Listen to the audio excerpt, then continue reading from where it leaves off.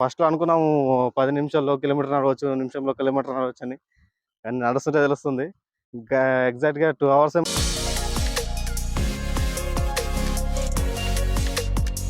అందరికీ జై శ్రీరామ్. ఇది మా ఫస్ట్ వ్లాగు. మక్తల్ నుండి అయోధ్య వరకు యాత్ర అనుకున్నాము. అయితే ఈ యాత్ర సైకిల్‌పై చేయాలని అనుకున్నాం మొదట్లో. కానీ కొన్ని కారణాల వల్ల ప్రెజెంట్ ఇక్కడ మక్తల్ నుండి హైదరాబాద్ వరకు అయితే పాదయాత్ర అనుకున్నాము. ఆ తర్వాత అక్కడ నుండి సైకిల్ యాత్ర చేయాలని అనుకుంటున్నాము. ఎందుకంటే కొన్ని కారణాల వల్ల చేయలేకపోయినాము. అయితే ఈ యాత్ర ఎన్ని రోజులు పడుతుందో కూడా తెలియదు.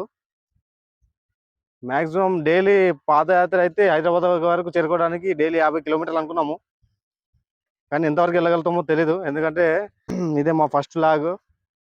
ఇంకోటి హైదరాబాద్ వరకు వెళ్ళిన తర్వాత అక్కడ నుండి సైకిల్ యాత్ర చేస్తాము.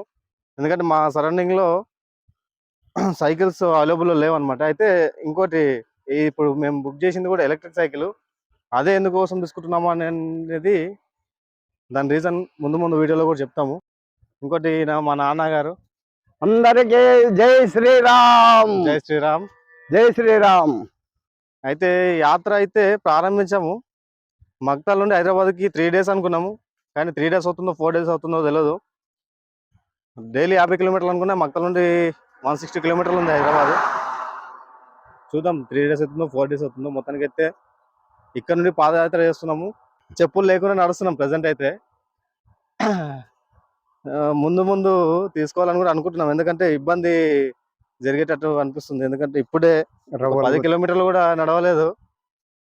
కొంచెం పెయిన్స్ స్టార్ట్ అవుతున్నాయి. ఫస్ట్లో అనుకున్నాము 10 నిమిషాల్లో కిలోమీటర్ నడవచ్చు, నిమిషంలో కిలోమీటర్ నడవచ్చని. కానీ నడుస్తుంటే తెలుస్తుంది. ఇంకా ఎగ్జాక్ట్గా 2 hours ఏమో అవుతుంది. 5:30కి బయలుదేరినాం అక్కడ నుండి. కరెక్ట్ ఇప్పుడు 10 kilometers దగ్గరలో ఉన్నాము. బందరకుంట 2 hours. ఇప్పుడైతే టైం ఎంత అయిందో 2 hours అవుతుంది మ్యాక్సిమం. కానీ 10 kilometers కూడా రీచ్ అవ్వలేకపోయినాం.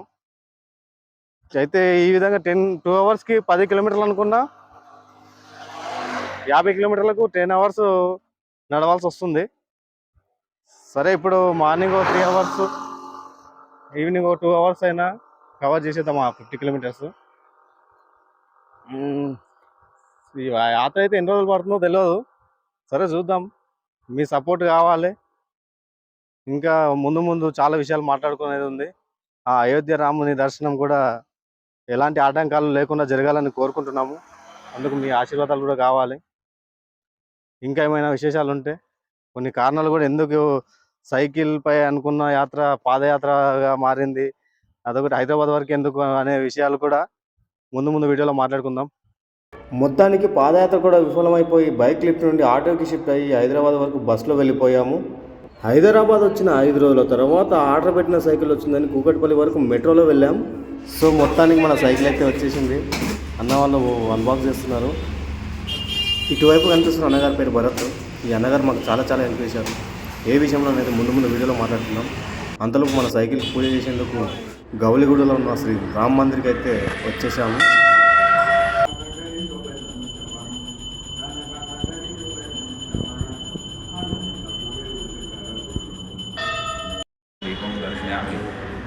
आचमनीयं समर्पयामि रक्षां धारयामि।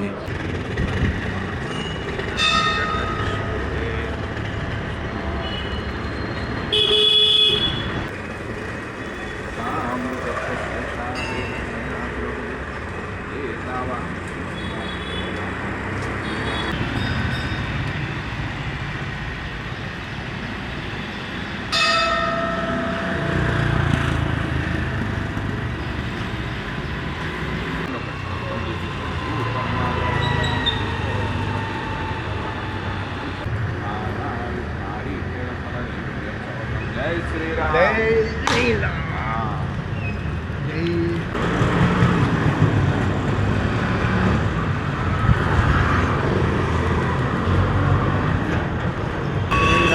जय श्री राम. जय श्री राम. जय श्री राम. जय श्री राम. जय श्री राम. जय श्री राम.